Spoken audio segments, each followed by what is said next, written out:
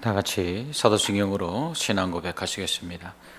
전능하사 천지를 만드신 하나님 아버지를 내가 믿사오며 그 외아들 우리 주 예수 그리스도를 믿사오니 이는 성령으로 잉태하사 동정녀 마리아에게 나시고 본디오 빌라도에게 고난을 받으사 십자가에 못 박혀 죽으시고 장사한 지 사흘 만에 죽은 자 가운데서 다시 살아나시며 하늘에 오르사 전능하신 하나님 우편에 앉아 계시다가 저리로서 산자와 죽은 자를 심판하러 오시리라.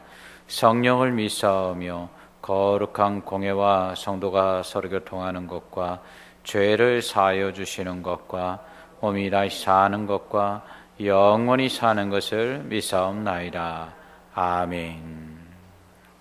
찬송가 337장 찬송하겠습니다.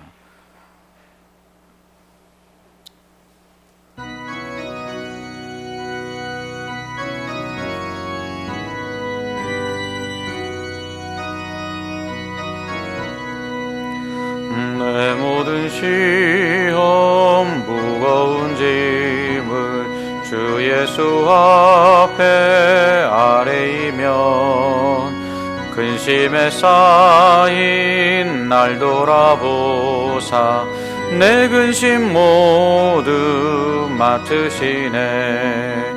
무거운 짐을 나 홀로 지고 견디다 못해 쓰러질 때 불쌍히 여겨 구원해 주리. 은혜의 주님 오직 예수. 내 모든 괴로움 닥치는 환난 주 예수 앞에 아뢰이면 주께서 친히 날 구해 주사 넓으신 사랑 베푸시네. 무거운 짐을 나 홀로 지고 견디다 못해 쓰러질 때 불쌍히 여겨 구원해 주리. 은혜의 주님 오직 예수. 내 짐이 점점 무거워질 때 주 예수 앞에 아뢰이면 주께서 친히 날 구해 주사 내 대신 짐을 져주시네. 무거운 짐을 나 홀로 지고 견디다 못해 쓰러질 때 불쌍히 여겨 구원해 주리. 은혜의 주님 오직 예수. 마음의 시험 무서운 죄를 주 예수 앞에 아뢰이면 예수는 나의 능력이 되사 이기 힘주.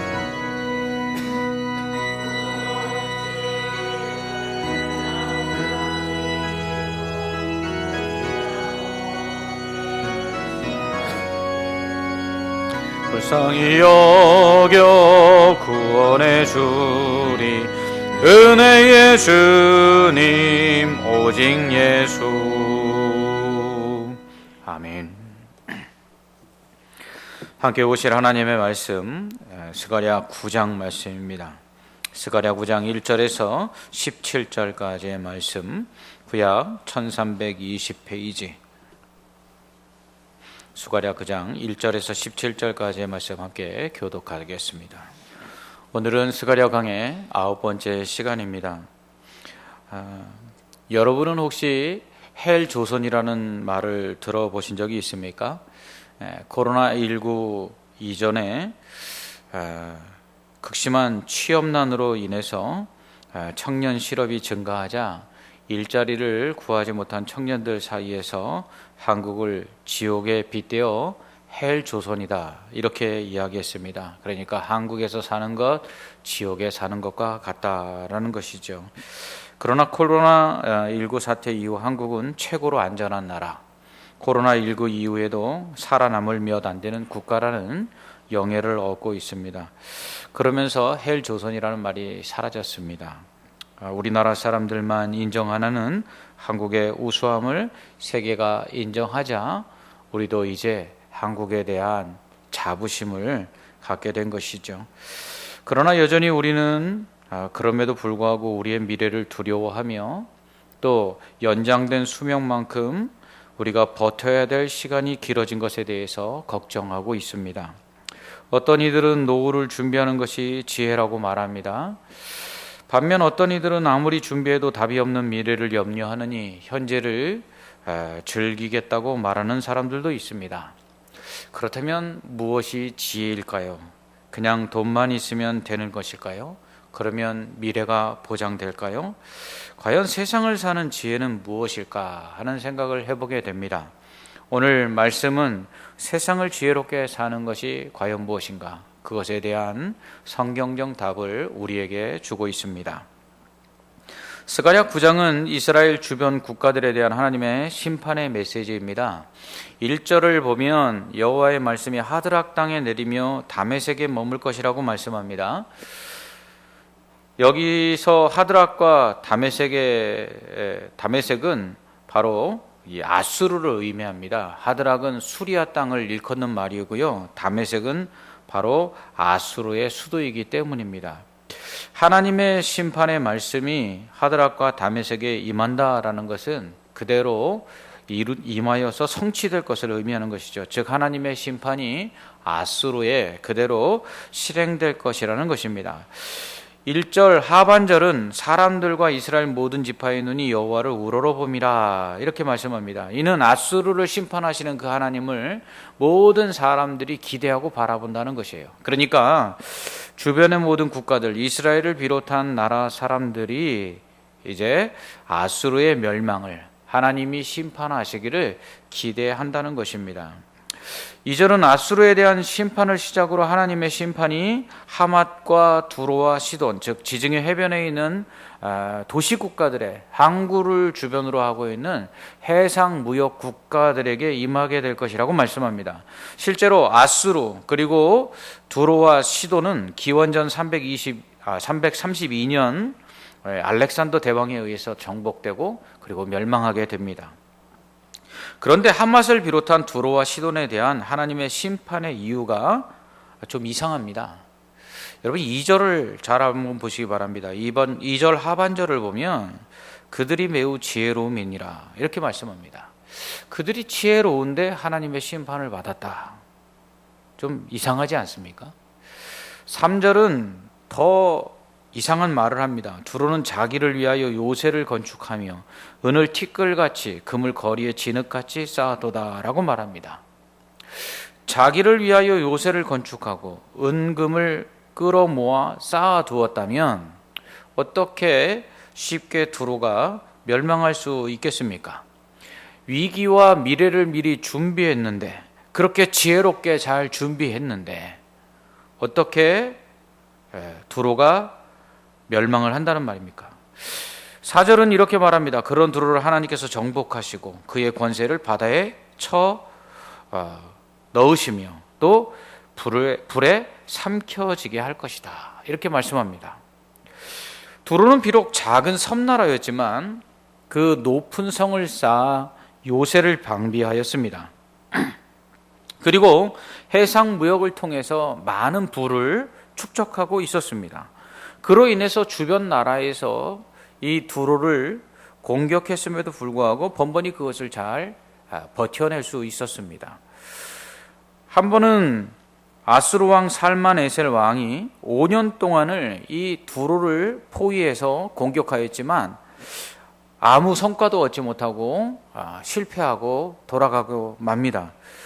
뿐만 아니라 바벨론 왕 느부갓네살이 13년 동안이나 이 두로 성을 포위하고 공격했지만 결국 정복에 실패하고 맙니다.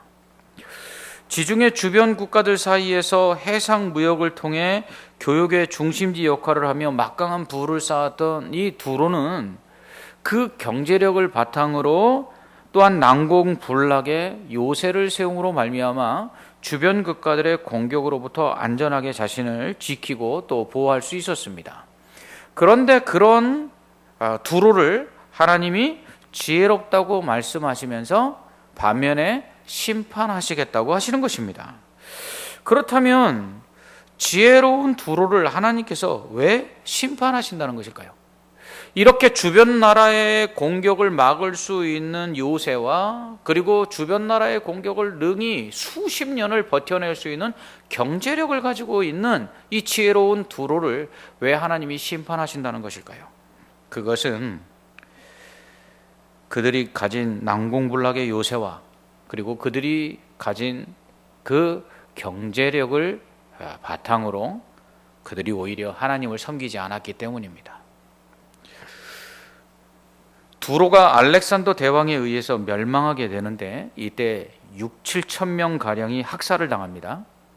당시에 인구가 많지 않았다는 것을 계산할 때 한 성의 인구가 10만 명 넘기가 쉽지 않았던 때에 6, 7천 명이 학살을 당한다는 건 실로 많은 사람이 죽었다는 얘기죠. 그리고 2천 명이 십자가에 못 박혀 처형됩니다. 또한 3만 명이 노예로 팔려갑니다. 하나님을 믿지 않고 결국 재물과 지형과 요새를 믿은 대가가 결국 멸망이었습니다. 세상의 부귀영화가 아무리 좋아도 영원하지 않습니다. 아무리 강한 성이라도 언젠가는 무너집니다. 돈으로 좋은 병원과 의사는 살 수 있지만 생명을 살 수는 없다라고 누군가 말합니다. 적의 공격을 방어하는 아무리 안전한 요새라도 죽음마저 막을 수는 없는 길이죠. 그렇습니다. 오늘 말씀은 하나님 없는 돈, 하나님 없는 명예, 하나님 없는 지위, 하나님 없는 안전, 그 어떤 것도 우리를 완전하게 보호해 줄 수 없다는 것입니다. 나아가 그런 것들을 의지하고 하나님을 섬기지 아니할 때 그런 것들이 하나님의 심판을 막을 수 없다는 것이죠. 돈으로 구원을 살 수 없습니다. 돈으로 천국을 살 수 없습니다. 예수님께서 감추인 보화와 값진 진주의 비유를 통해 재물을 다 팔아서라도 천국을 사라고 말씀하셨는데 그 의미는 돈으로 구원을 살 수 있다는 말씀이 아닙니다. 그것은 바로 세상의 그 어떤 것보다 천국이 귀하기 때문에 세상의 그 모든 것들을 다 바꿔서라도 구원을 받아야 된다, 이런 의미이지 돈으로 구원을 살 수 있다, 이런 의미가 아닙니다. 그러나 사람들은 천국보다 재물을, 하나님보다 세상의 부귀영화를 더 원합니다. 그리고 그것을 더 의지합니다. 그러나 하나님을 믿지 않는 자들에게 세상의 부귀영화 그리고 그 모든 세상의 것들은 다 한낱 모래와 같습니다. 움켜쥐면 쥘수록 다 빠져나가는 모래처럼 헛될 뿐이라는 것이죠. 하나님은 이것을 두로에 대한 심판을 통해 보여주십니다. 세상의 부귀영화를 가진 자들은 그것이 자신들에게 안락함을, 자신들에게 평안을 보장해 줄 것이라고 믿지요. 그래서 사람들은 그것을 가지지 못했을 때 가지고 있는 사람들을 부러워하며 그렇게 세상의 부귀영화를 가지고 있는 것이 세상을 살아가는 지혜라고 말합니다. 그러나 그러한 것들이 하나님을 믿지 못하게 만든다면 그것들은 오히려 지혜가 아니라 어리석음이라는 것이죠. 세상의 부귀영화가 하나님을 더 의지하지 못하게 만드는 이유가 된다면 그것은 축복이 아니라 저주가 된다는 것입니다. 우리에게 주신 세상의 재물과 부귀영화는 이 땅을 사는 동안 하나님께서 우리에게 주신 은혜와 선물임에 분명합니다. 그리고 그것을 가지고 우리에게 하나님께서 임의대로 사용할 수 있도록 맡기셨습니다. 그러나 그것은 믿고 의지할 대상이 아니라 그것은 하나님께서 하나님의 영광을 위하여 사용하라고 주신 도구에 불과한 것입니다. 그래서 우리에게 주신 것들은 그것을 믿고 의지하고 그것 없으면 어떻게 할까 안절부절할 것이 아니라 그것들을 가지고 하나님이 원하시는 일에 사용해야 된다는 것이죠. 마치 선한 사마리아인처럼 병든 자를 치료해주고 돈이 더 들면 돌아오는 길에 내가 갚겠다라고 말하듯 그렇게 하나님께서 우리에게 주신 것들을 가지고 우리는 그것들을 붙들고 그것이 우리에게 안전을 보장해주고 그것들이 우리에게 세상에서 정말 지혜롭게 사는 것처럼 보이게 만드는 데 사용할 것이 아니라 하나님의 영광을 위해서 사용해야 된다는 것이죠. 그것이 진짜 지혜입니다. 5절과 7절은 블레셋에 대한 심판을 말씀합니다. 아스글론, 가사, 에그론, 아스돗 모두 블레셋의 도시 국가들입니다. 블레셋은 5개의 큰 도시 국가들이 연합된 연합 국가입니다. 마치 그리스가 아테나와 스파르타와 같은 도시 국가들, 자체적으로 모든 것들을 이룰 수 있는 자치 도시 국가들이 연합해서 그리스라는 연합 국가를 형성한 것처럼 블레셋은 이렇게 5개의 큰 도시 국가들이 연합된 연합 국가의 형태를 이루고 있었습니다. 이런 블레셋은 강력한 군사력을 바탕으로 주변 국가들을 아주 힘들게 하던 민족입니다. 역사적으로 이스라엘과는 왕숙이었죠. 그런 블레셋을 하나님께서 오히려 두렵게 만드시고 또 아프게 하며 또 소망이 수치가 되고 임금이 끊어지며 주민들이 없어지게 하시고 오히려 잡족이 거주하는 그러한 곳이 되게 하시겠다, 이렇게 말씀합니다. 이렇게 하심으로써 하나님께서 블레셋 사람의 교만을 끊으시겠다, 이렇게 말씀하십니다. 결국 블레셋이 멸망한 이유는 교만 때문입니다. 그들은 강력한 군사력을 믿고 하나님의 백성들을 괴롭혔습니다. 뿐만 아니라 그들은 우상을 숭배하며 하나님을 섬기지 않았습니다.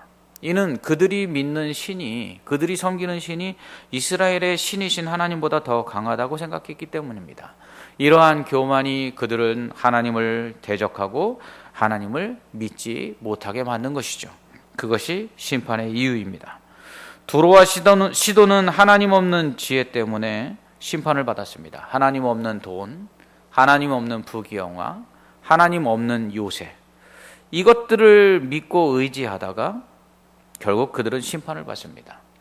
세상 사람들이 말하는 돈이 있으면 전부라고 말하는 그것, 세상이 말하는 그 지혜. 그러나 찬송가는 이렇게 말씀합니다. 세상 물건 불탈 때 너도 타겠구나. 세상의 모든 것들이 다 멸망할 때가 온다는 것이죠.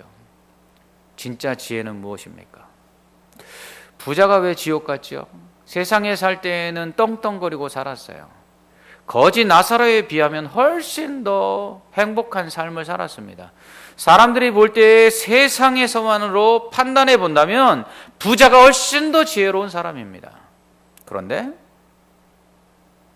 그들이 죽은 이후에 모습은 어떻습니까? 정반대이죠. 누가 지혜로운 사람이었습니까?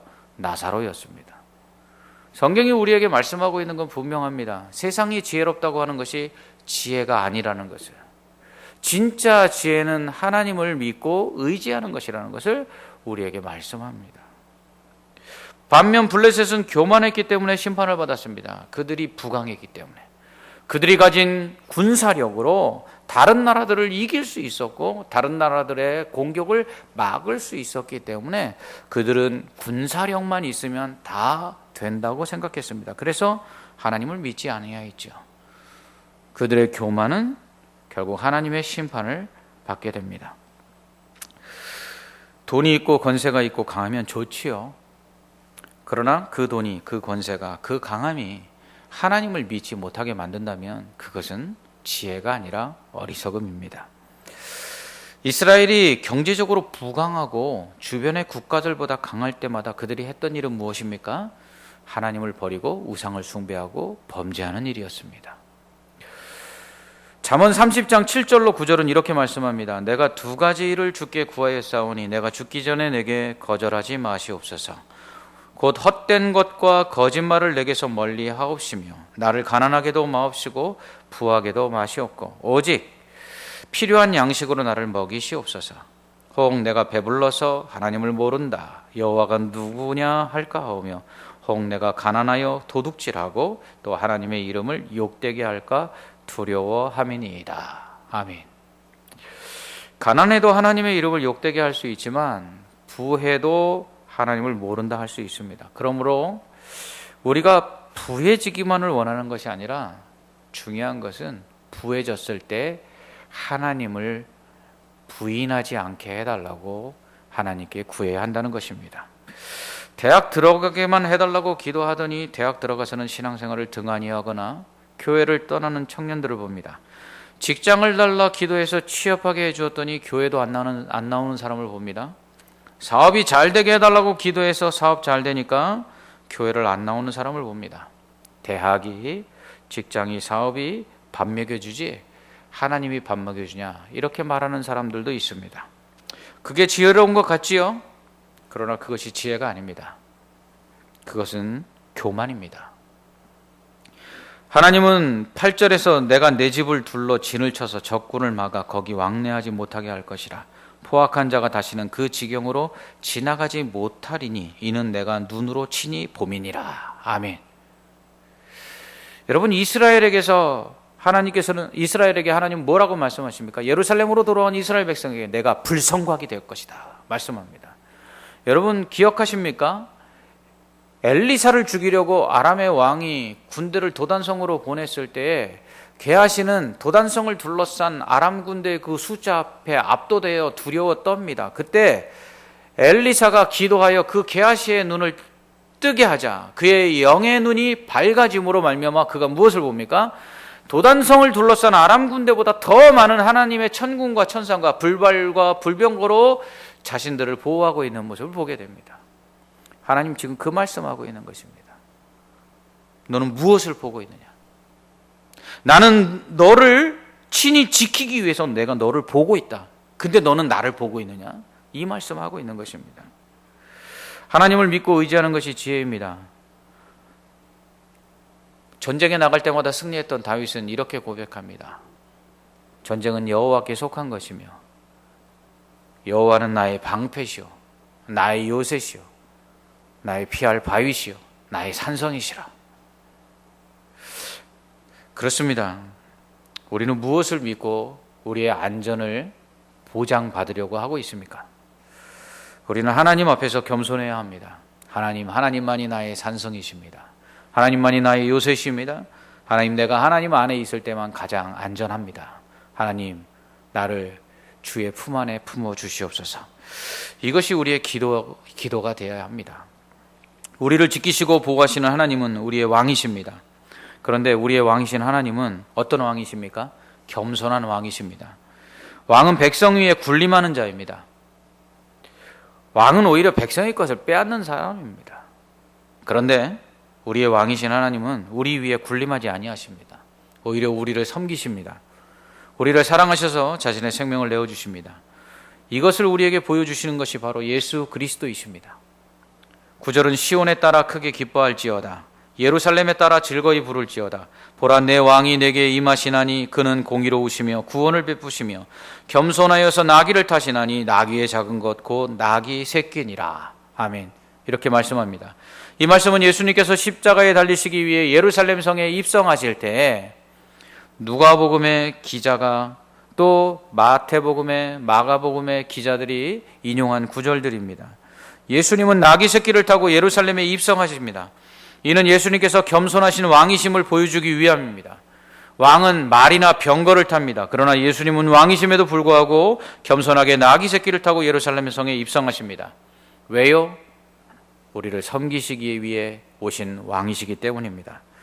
죽기까지 우리를 섬기셨습니다. 예수님은 인자에 온 것은 섬김을 받으려 함이 아니라 자기 목숨을 많은 사람을 위한 대속물로 주기 위해서라고 말씀하십니다. 예수님은 자신의 부요함으로 우리를 부요케 하시기 위해서 자신의 생명으로 죽을 우리를 살리시기 위해서 오셨습니다. 이것이 바로 기름 부음 받은 자, 곧 왕이신 예수 그리스도께서 이 땅에 오신 이유입니다. 이러한 섬기는 왕이신 예수님의 모습은 구약에 나타난 하나님의 모습에서도 얼마든지 발견할 수 있습니다. 하나님을 버리고 우상을 숭배하며 범죄하는 이스라엘 백성들을 하나님 끝까지 포기하지 아니하십니다. 그리고 그들을 끝까지 구원해 주십니다. 그들을 용서하시고 그들에게 은혜를 베풀어 주십니다. 이것이 하나님의 섬김입니다. 여러분, 예수님께서 뭐라고 말씀하시죠? 너희에게 잘못한 형제를 얼마나 용서해야 되느냐? 그러니까 베드로가 말합니다. 7번 용서할까요? 율법에 3번 용서하라고 했는데 더 써서 한 7번 용서할까요? 예수님 말씀하십니다. 70번씩 7번이라도 용서하라. 왜 그렇죠? 하나님께서 그렇게 우리를 용서하셨기 때문입니다. 그것이 하나님의 섬김입니다.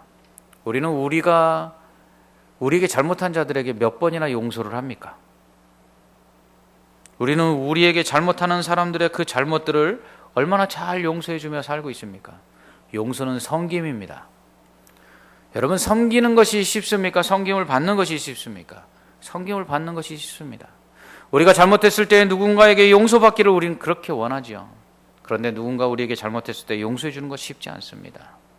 용서는 섬김이기 때문입니다. 나를 죽여야 됩니다. 겸손해야 합니다. 십자가를 지지 않으면 용서할 수가 없어요. 그런데 하나님은 그렇게 하셨습니다. 우리 왕이신 하나님은 바로 우리를 섬기셨습니다. 그리고 예수님을 보내셔서 왕이신 하나님이 우리를 어떻게 섬기시는가를 친히 보여주셨습니다. 그리고 지금도 우리를 섬기고 계십니다. 이스라엘 백성의 왕이신 하나님은 바로 섬기시는 왕이셨습니다. 이렇게 이스라엘의 왕으로서 섬기시는 하나님은 10절에서 전쟁을 멈추게 하시고 화평을 주시겠다고 말씀합니다.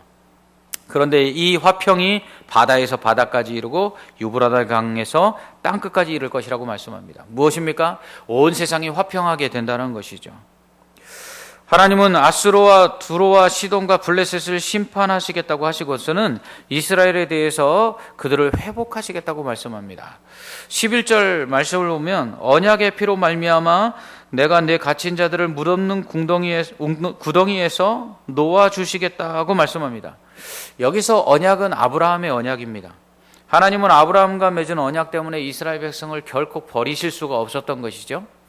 이스라엘 백성을 끝까지 포기하지 아니하시고 사랑하십니다. 그리고 약속하신 대로 그들이 큰 민족이 되게 하시고 가나안 땅을 선물로 주셨습니다. 아브라함의 언약 때문이죠. 그렇습니다. 아브라함의 언약 때문에 하나님께서는 그들을 구원해 주시겠다는 거예요. 물 없는 구덩이와 같은. 물 없는 구덩이는 무엇입니까? 감옥을 의미합니다. 그 감옥과 같은 상황 속에서 당시 고대 감옥들은 지금처럼 건물에 철창을 해놓고 사람을 가두는 형태가 아니라 구덩이를 파고 사람을 그곳에 집어넣거나 아니면 물이 마른 우물에다가 사람을 그냥 던져 넣는 것입니다. 그러면 나올 수가 없으니까 그게 감옥이 되는 것이죠. 오직 볼 수 있는 것은 무엇밖에 없죠? 하늘밖에 없습니다. 그 감옥에서 나오는 길은 위에서 줄을 내려줘서 그 사람을 끌어올려줘야만 나올 수가 있는 것입니다. 그렇습니다.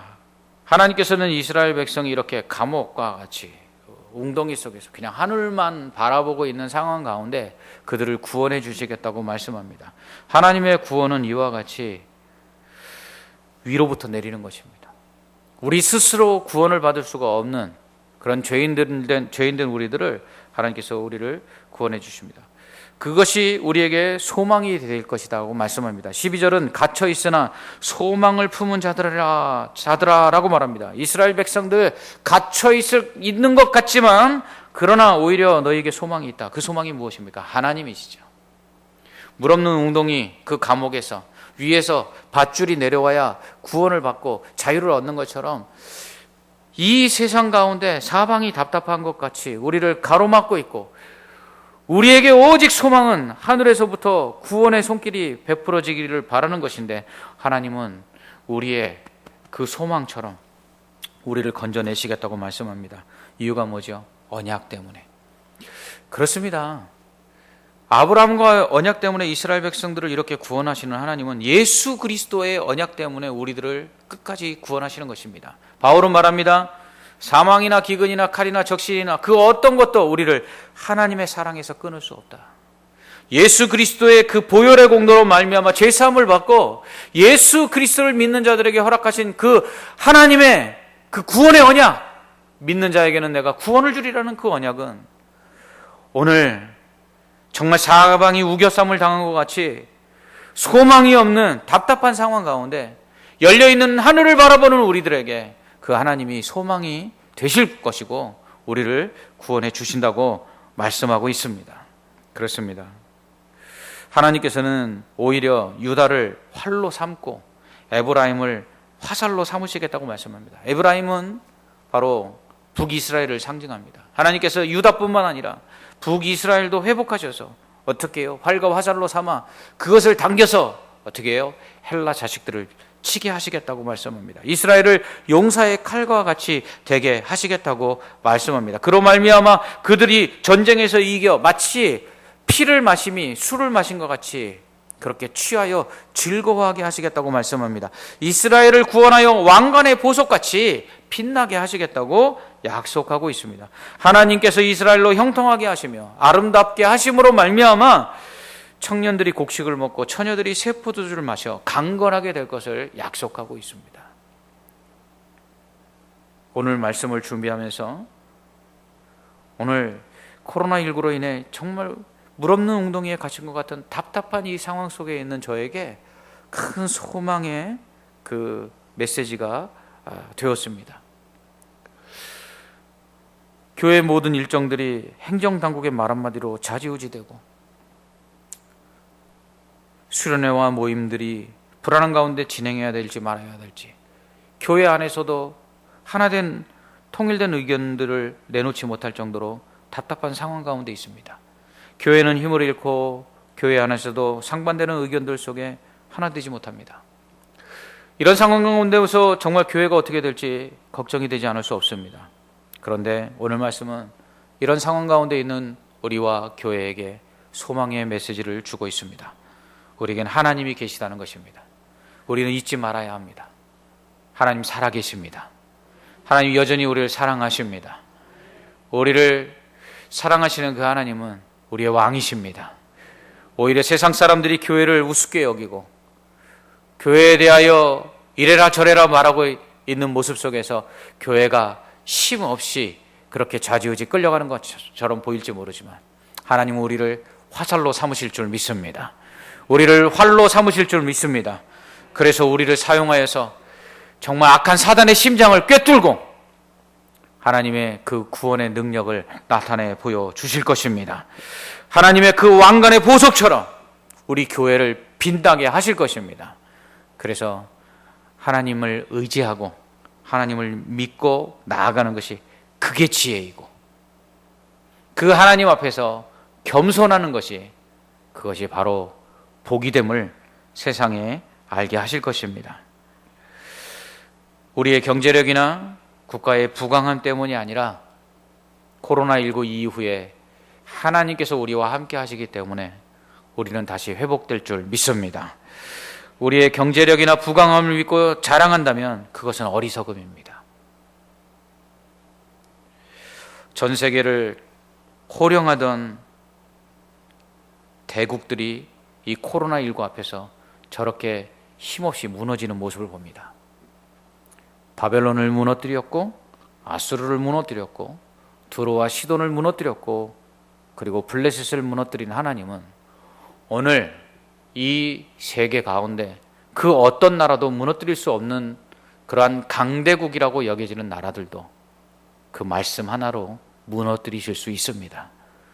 그 하나님을 우리는 두려워해야 합니다. 그런데 그 하나님이 우리에게 말씀하십니다.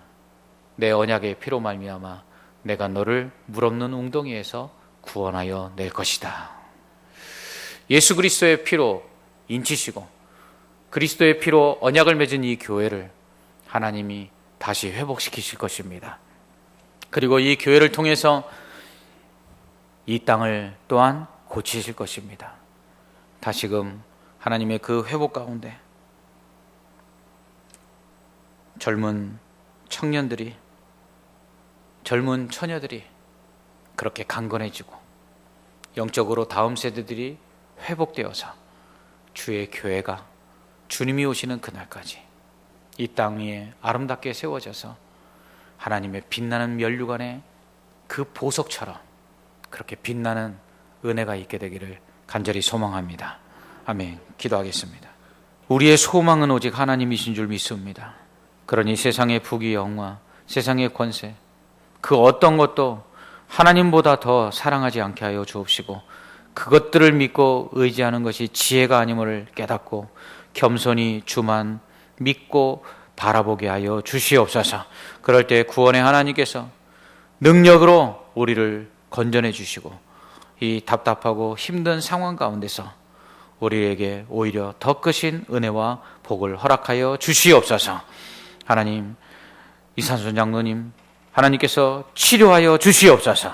그 암세포가 다 사라지게 하여 주옵시고, 지난 암 수술 이후에 하나님께서 지금까지 그 생명을 붙들어 주신 것처럼 이번에도 그렇게 치유하시고 하나님께서 그 생명을 히스기야와 같이 연장시켜 주시옵소서. 하나님이여, 안수영제를 기억하시고 그 맹장수술 잘 되게 하셨사오니 깨끗이 치료되게 하시며, 하나님이여, 그 뇌수술한 이후에 후유증도 하나도 없도록 하나님께서 늘 강건하게 붙들어 주시옵소서. 우리 권정미 전사님 남동생을 기억하여 주옵시고, 사랑하는 아들에게 하나님께서 그 생명을 붙들고 계심을 깨닫게 하사 예수 믿고 죽게 돌아와 그 다시금 허락하신 생명을 가지고 하나님의 영광을 위하여 살아갈 수 있게 하여 주옵시며, 깨끗이 회복되어 그 가족과 그 주변의 많은 사람들에게 하나님의 그 능력과 살아계심을 증거할 수 있는 증인으로 삼아 주시옵소서. 오늘도 주 앞에 나와 기도하는 모든 성도들의 기도를 들으시고 또한 응답하여 주시며, 오늘도 귀한 예물을 드리는 가정들에게 그 구하는 모든 기도의 제목들과 구하지 않는 것까지 더해주시는 은혜를 덧입혀 주시옵소서. 모든 것을 주님께 맡기오며 예수님 이름으로 기도합나이다. 아멘. 하늘에 계신 우리 아버지여, 이름이 거룩히 여김을 받으시오며 나라가 임하시오며 뜻이 하늘에서 이루어진 것 같이 땅에서도 이루어지이다. 오늘 우리에게 일용할 양식을 주시옵고, 우리가 우리에게 죄 지은 자를 사하여 준 것 같이 우리 죄를 사하여 주시옵고, 우리를 시험에 들게 하지 마시옵고 다만 악에서 구하시옵소서. 나라와 권세와 영광이 아버지께 영원히 있사옵나이다. 아멘.